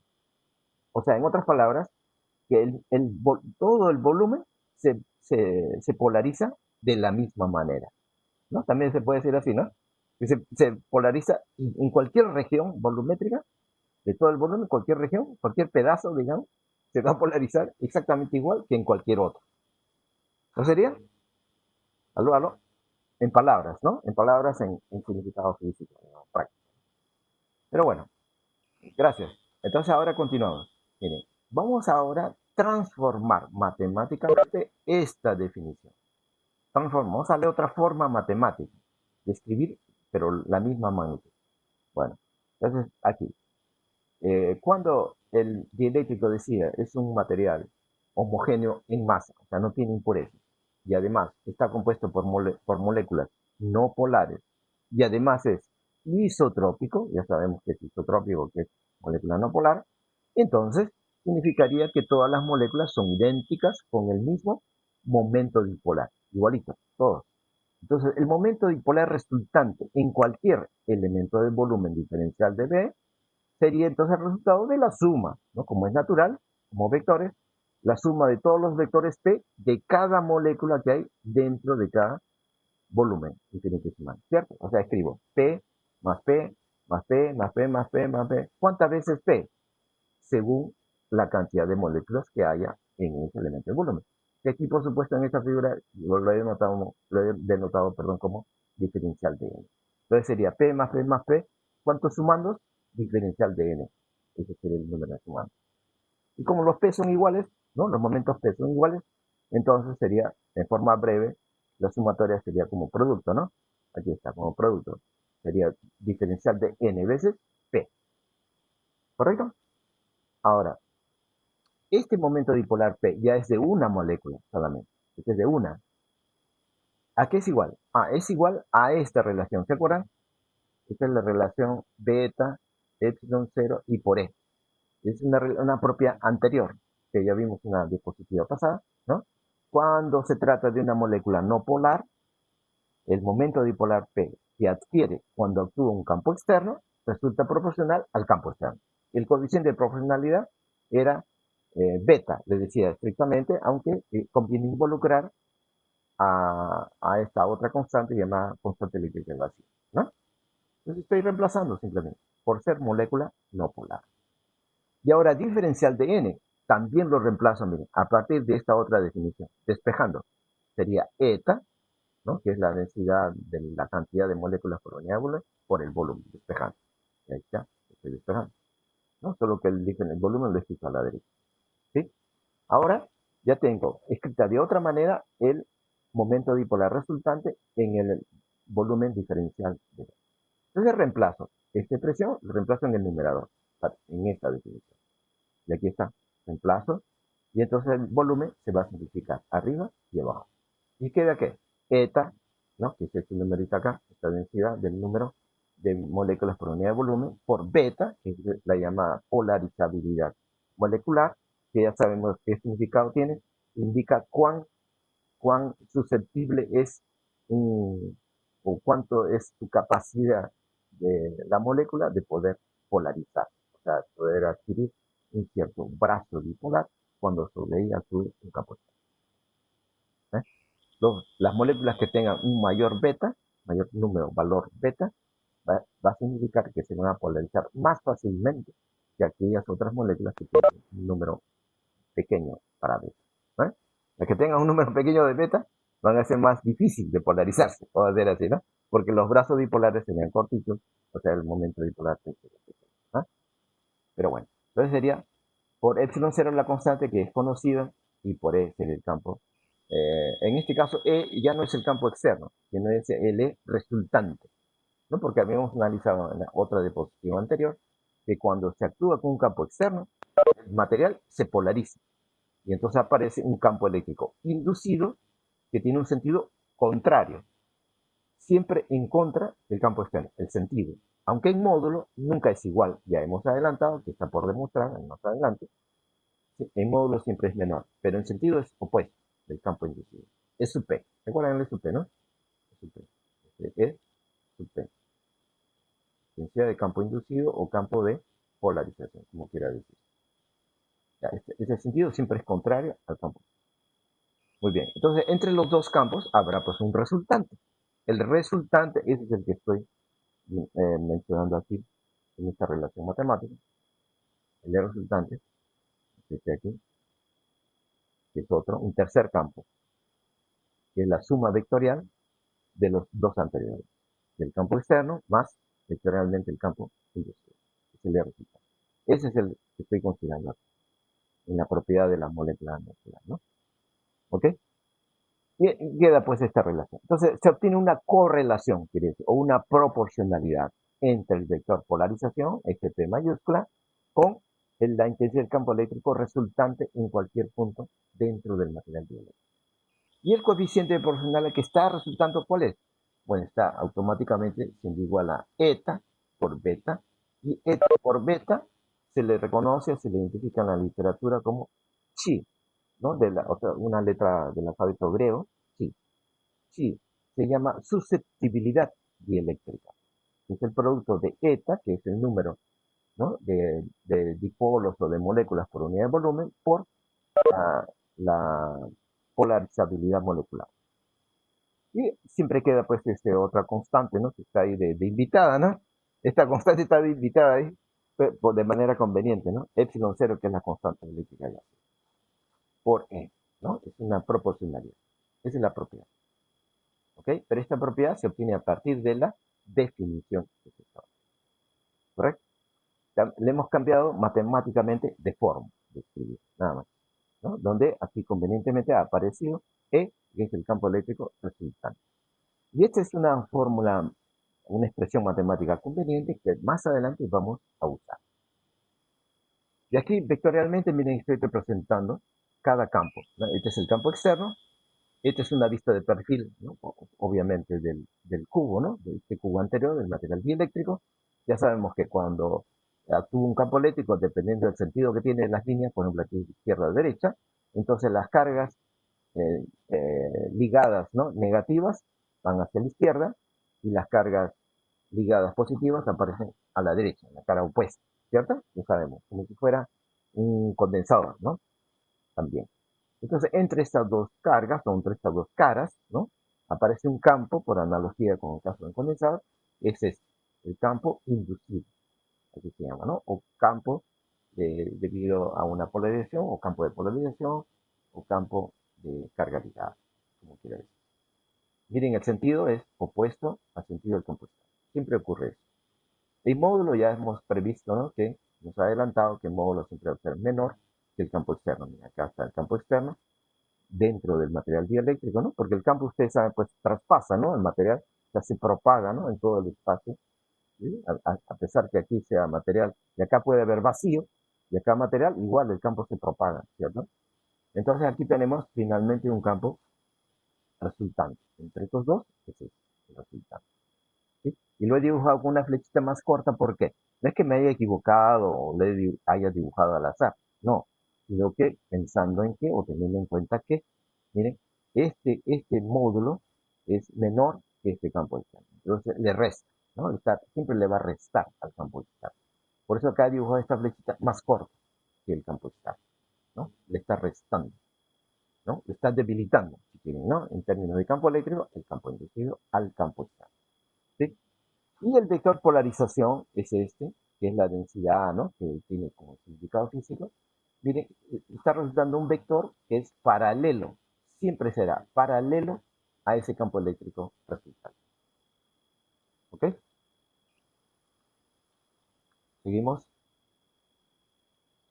Seguimos, ¿no? Ahora, miren, acá hay otra propiedad. La otra propiedad consiste en que el módulo del vector polarización P mayúscula resulta igual a la densidad de carga ligada o de carga de polarización. Sigma sub P. Para demostrar que esto es cierto, aquí voy a considerar este caso pues particular, simple, ¿no? De explicar nuevamente el cubo, un dieléctrico en forma cúbica o paralelo rectángulo, homogéneo, isotrópico, constituido por moléculas no polares, ¿no? Hay un campo externo que se aplica en dirección al mismo campo anterior, horizontal hacia la derecha, y entonces se inducen las cargas de tal manera que los centros de carga negativa que van hacia la izquierda, separándose de los centros de carga positiva hacia la derecha, ¿no? Se polariza, es decir, ¿no? Cada molécula se polariza. Y como un todo el material también se polariza. Entonces, de todo el material voy a considerar un cilindro, pero un cilindro delgado, muy delgado, con un radio, un delta, digamos, un radio que tiende a cero, que es pequeñito, pero con una longitud del cilindro que va de una cara a la otra cara. O sea, con una longitud igual a esta arista, A, en otras palabras. ¿Sí? A es la longitud de esta arista horizontal. ¿Sí? Esa sería la longitud del cilindro que voy a elegir. Y aquí está a la derecha, el mismo cilindro. Entonces, como tiene un espesor, un radio o un diámetro, pues tendrá pues cierto número de moléculas, ¿no es cierto? Y aquí he dibujado algunas, estoy representando algunas. Entonces, menos, más, menos, más, menos, más, menos. Un cierto número de moléculas. ¿Sí? Ahora, si yo veo el cilindro como un todo, equivale a verlo como si fuera todo el cubo, ¿no? Desde el punto de vista de la polarización, tendríamos en la base del cilindro de la izquierda una carga negativa distribuida en esa cara, ¿no? Del cilindro, y en esta otra cara o la base de la derecha del cilindro, carga positiva, ¿cierto? ¿Y cuánto sería la carga total del volumen del cilindro? Diríamos más, menos, cero, más, menos, cero, más, menos, cero. Todo eso sería el volumen con carga cero, total. Solamente quedan las cargas en la cara anterior y en la cara posterior. Lo mismo que ocurría con el cubo como un todo, ¿sí? Entonces eso quiere decir que este cilindrito se puede interpretar como si fuera un dipolo también, ¿cierto? Donde la carga negativa estaría en esta base de la izquierda del cilindro y la carga positiva estaría en esta otra base del cilindro de la derecha, ¿cierto? Equivaldría, ¿no? A interpretar a este cilindro como si fuera un dipolo. ¿Y cuántas serían las cargas del dipolo cuando de la izquierda? Sería la densidad que hay ahí. Pero como esta es parte de la cara de todo este cubo, la densidad en el cubo, ¿no? Es la misma en cualquier porción de la cara, por ejemplo acá, ¿no? Es la misma densidad menos sigma sub P que estoy escribiendo. Y acá a la derecha, pues lo mismo, ¿no es cierto? Más sigma sub P. El signo es diferente, pero el valor es el mismo, ¿no? De la densidad. ¿Correcto? Y el área también son iguales porque estoy considerando un cilindro recto de revolución. Diferencial de ese, diferencial de ese. Así que la carga será densidad por área, el producto. Densidad por área sería la carga. La carga inducida, obviamente se llamaría, ¿no? Inducida. Bueno, y la distancia de separación entre esas cargas sería A, que es la longitud de esta arista del cubo o la longitud del cilindro que se toma. Entonces, a ver, calculemos el momento dipolar resultante de todas las moléculas que hay dentro de este cilindrito. Acá sería igual al momento dipolar, ¿no? Que juega el rol de densidad, ya sabemos, por el volumen que tenga este cilindro. El momento dipolar P en módulo, estoy tomando módulo al momento dipolar resultante, sería P módulo por el volumen. Y el volumen de este cilindro sería área de la base por altura. La altura es la longitud A. Ahí está. Pero desde el punto de vista de un solo dipolo, ¿no? Al cual equivale este cilindrito, como cabe de mencionar aquí está el dipolo único, sería pues carga, ¿no? El momento dipolar, el módulo de este dipolo, entre comillas, sería la carga en valor absoluto, diferencial de Q, le estoy llamando aquella que va a estar en esta cara o en la otra, por la distancia entre las cargas, ¿no? Que es otra vez la longitud del cilindro, o sea, la longitud estadística. ¿Ok? Y cada carga, pues, es la densidad por el área. Entonces, como a la izquierda tengo la misma magnitud que es módulo del momento dipolar, a la derecha también debe ser lo mismo. Entonces, al igualar los segundos miembros, entonces simplifico A, simplifico área, y queda P en módulo igual a densidad, el valor absoluto de la carga literal. Esa es la propiedad. ¿Aló, aló? ¿Se entendió, no? ¿Alguna pregunta? Bueno, si la pregunta, entonces continuamos. Ley de Gauss ahora en dieléctrica. Ustedes recuerdan del tema de campo eléctrico antes de parcial, ¿no? Estudiamos la ley de Gauss. A ver, jóvenes, para recordar, ¿para qué sirve la ley de Gauss? ¿Aló, aló? Para calcular el flujo. Bueno, en parte sí, ok, muy bien, para calcular el flujo. Y en otros casos, ¿para calcular qué? El campo eléctrico. Exactamente. Campo.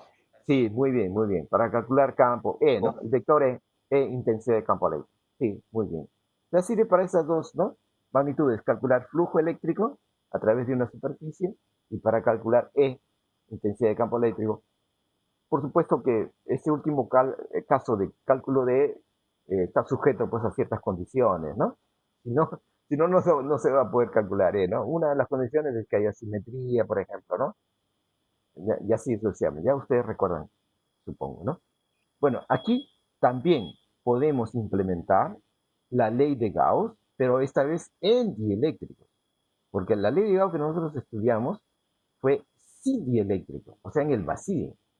Ahora vamos a considerar cuando hay un medio dieléctrico. Entonces, la expresión matemática que se refería, en caso del vacío, a flujo, ¿no? Por la izquierda. Flujo, a ver, lo voy a escribir, ¿no?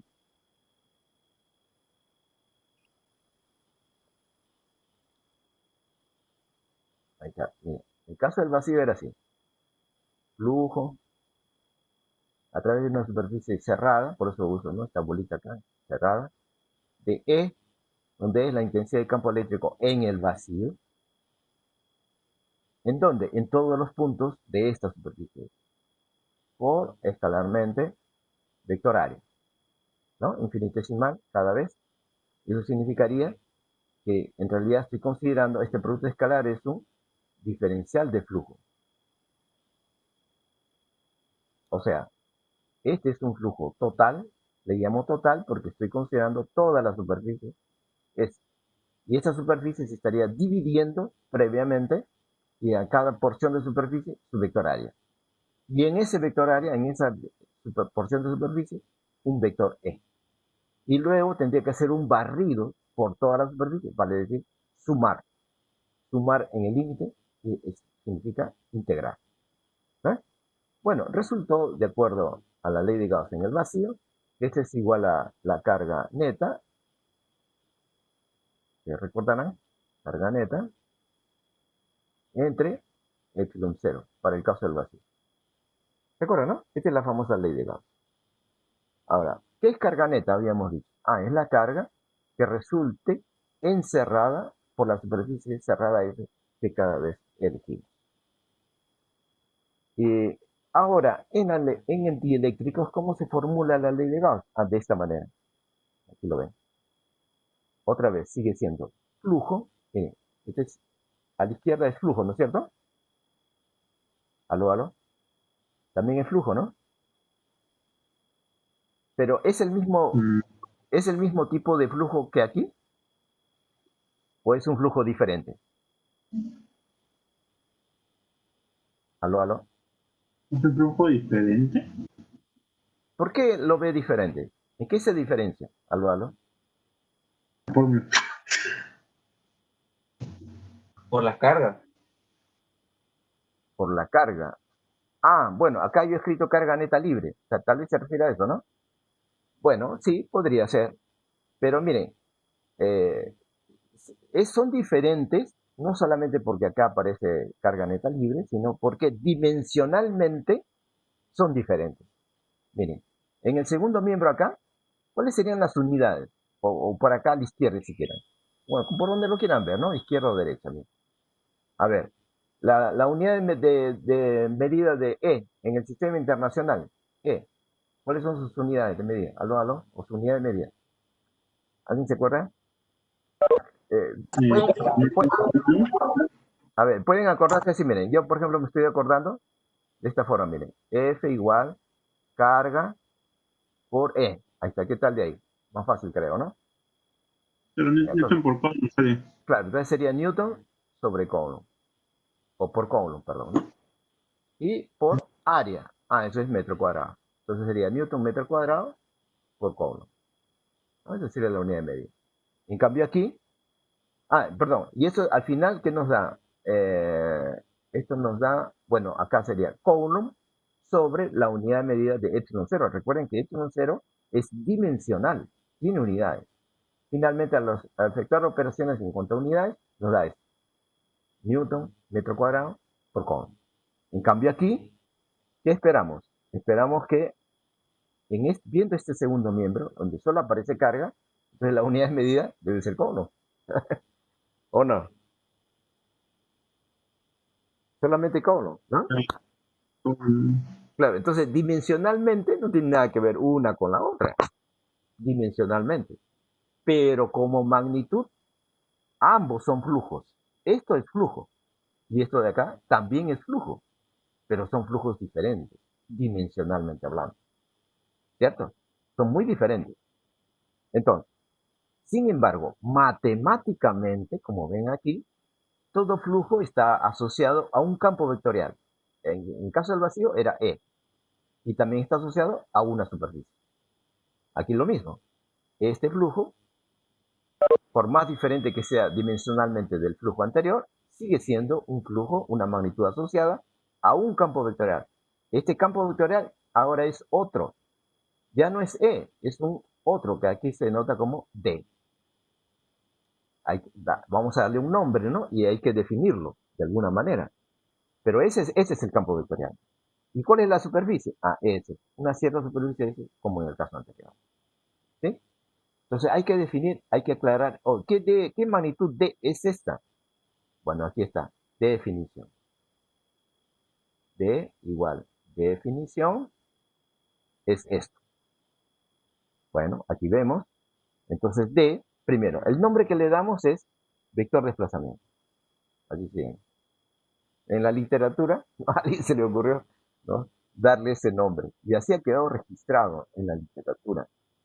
A, a veces le llaman también densidad de flujo eléctrico.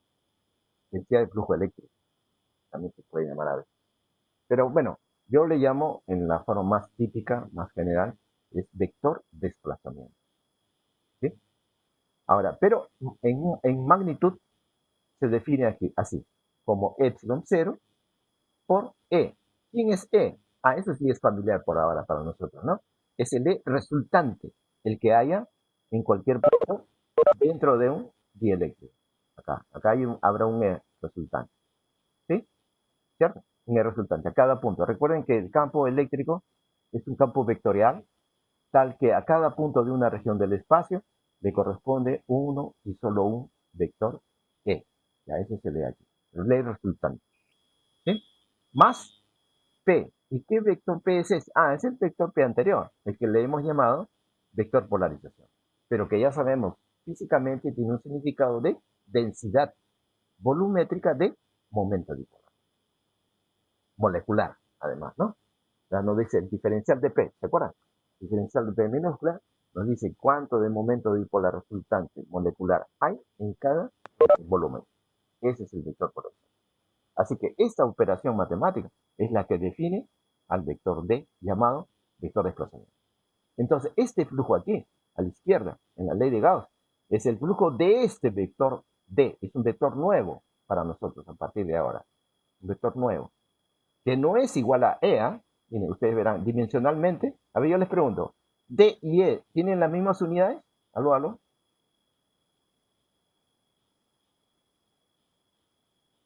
Profe, tiene las Sí, deben tenerlos. No, ¿cómo van a tener iguales Oh, no. unidades? No, no pueden tener iguales unidades, porque epsilon 0, este es el No. 0 de aquí, este es dimensional, es una constante que tiene unidades.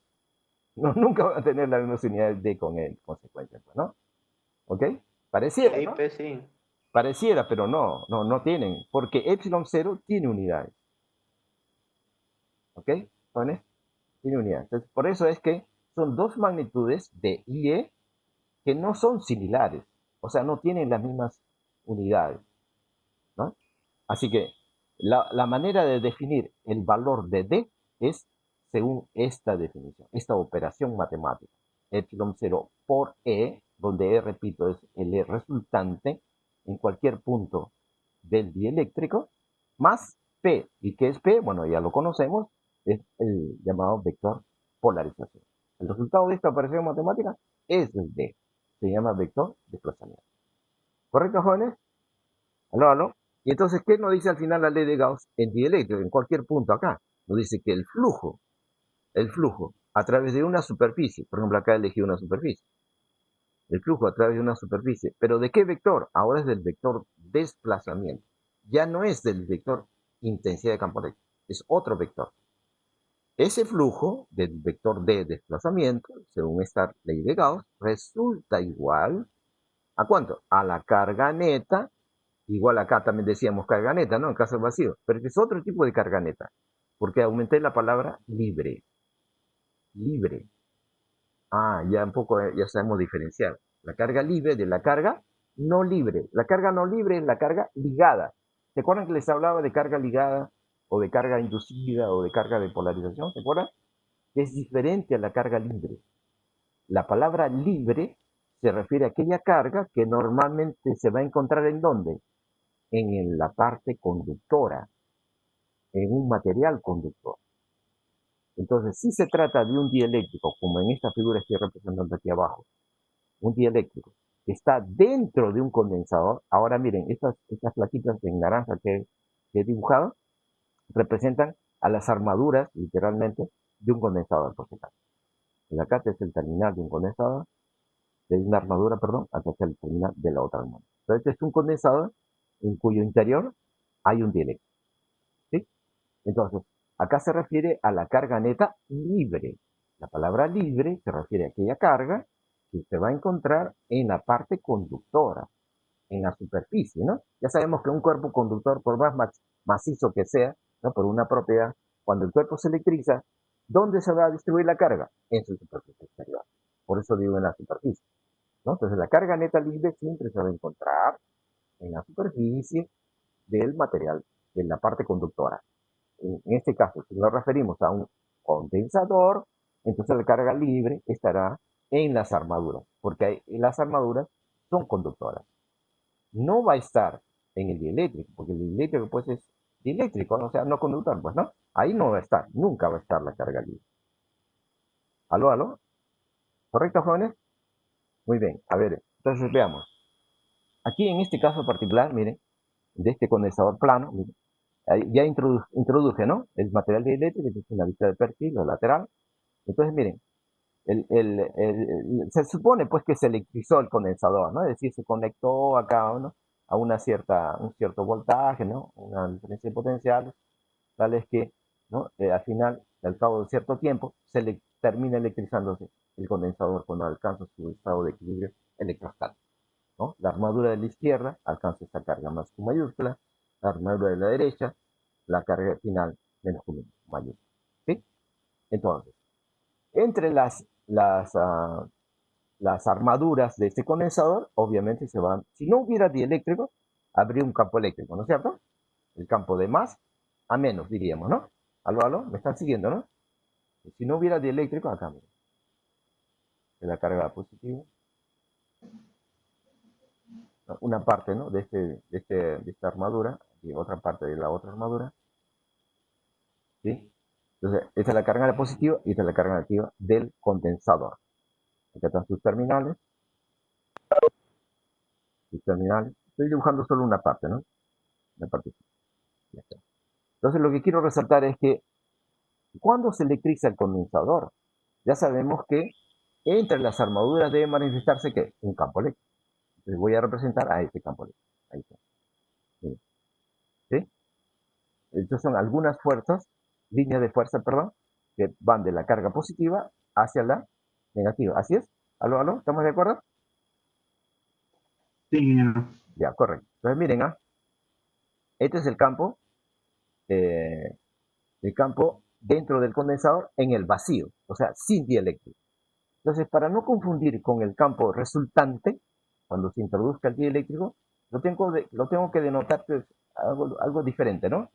Voy a usar este simbolito, esta bolita acá.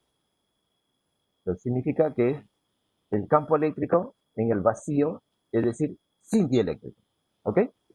Al mismo tiempo va a jugar el rol de un campo externo para el dieléctrico. ¿Sí? ¿Estamos de acuerdo, jóvenes?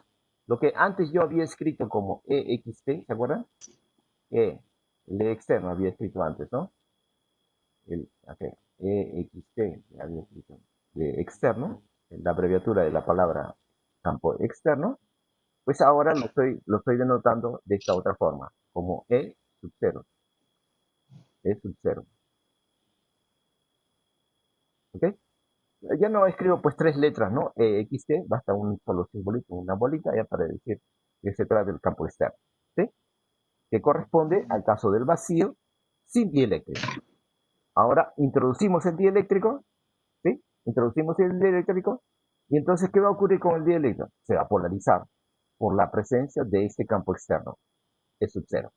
¿Sí? ¿Está claro, jóvenes? ¿Cómo se polariza el dieléctrico? Ya sabemos, depende del sentido del campo aplicado. Cuando aquí está para la derecha, entonces la carga inducida negativa aparece para la izquierda, y la carga inducida positiva aparece para la derecha. ¿Está claro? Muy bien. Ahora, entonces, lo que queremos es saber cuánto será el vector D en cualquier punto dentro del dieléctrico.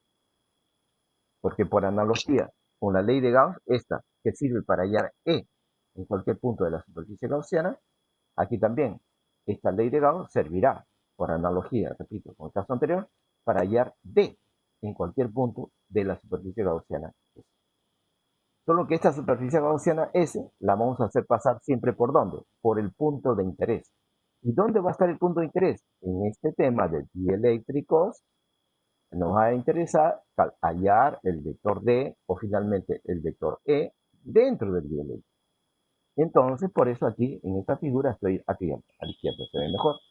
Estoy eligiendo una superficie cilíndrica en particular, que es la gaussiana, y la voy a hacer pasar por este punto. Vamos a suponer que este sea el punto A, el punto de interés, donde queremos saber cuánto es el E resultante y el vector de desplazamiento. ¿Sí? Entonces aquí tengo el cilindro gaussiano en la vista, ¿no? Longitudinal, la vista longitudinal. Esta es la base derecha, aquí esta base, y esta es la base izquierda, y esta es la superficie lateral, ¿cierto?